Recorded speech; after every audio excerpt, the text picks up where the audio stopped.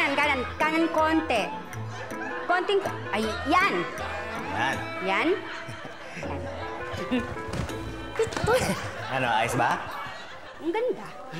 Saan mo nakuha yan? Pinabili ko kay Patrick. Kasi alam mo yun, hindi yung mga gusto ng mga bagets doon sa bilyaran.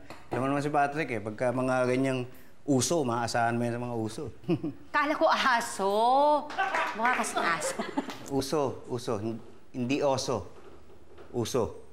Ha? Pagka may mga ganyang uso na tayo dito sa bahay, hindi na tayo mapapaya sa mga kaibigan ni Chito.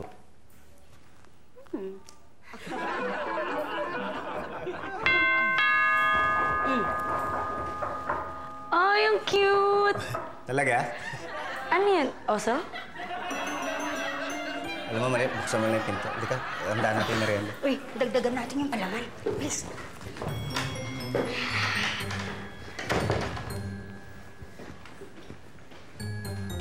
Miss Maria, for you. Oh. Ito rin, para sa'yo.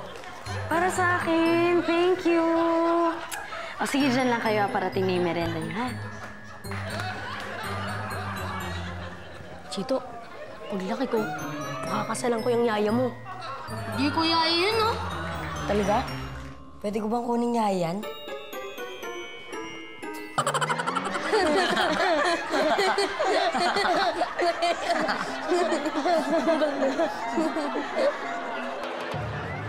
Baka naman talagang hindi nila alam kung ano ang aso. Uso. Baka naman talagang pilyo lang yung mga yun. Ay, hindi po. Mababait po sila. Actually, binigyan po nga nila ako ng regalo. Baka mahilig sila sa uso. Po? Ano? Wala. Tay, alisin niyo nga kaya yung mga aso sa sala. Ang jolog nakakahiya. Ibalik mo na lang yung picture natin doon. Mas okay pa yun eh. Mas okay, pinagtatawanan nga nila yun eh. Tay, barkada ko mga yan. Sanay na ako dyan eh.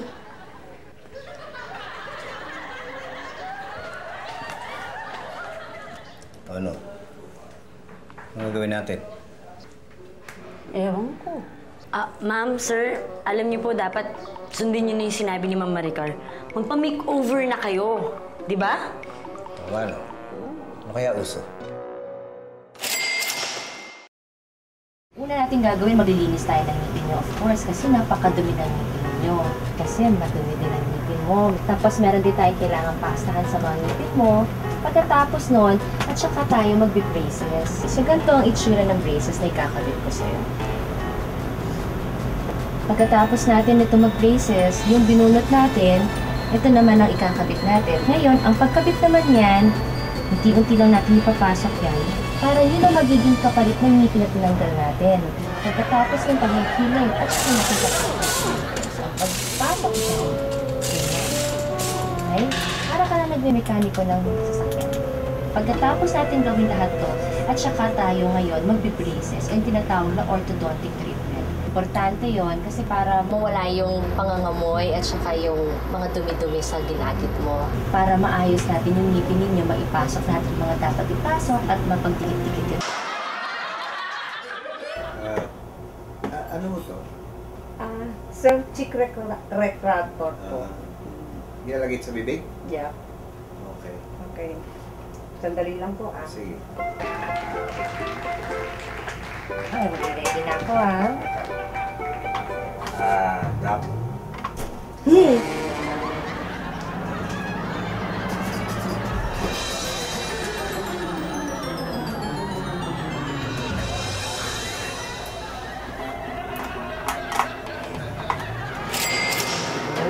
okay.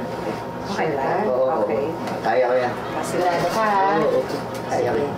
Mag-iingat tayo, ha?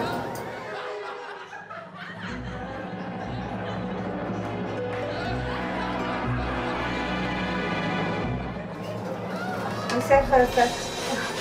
Oh! Masakit ba?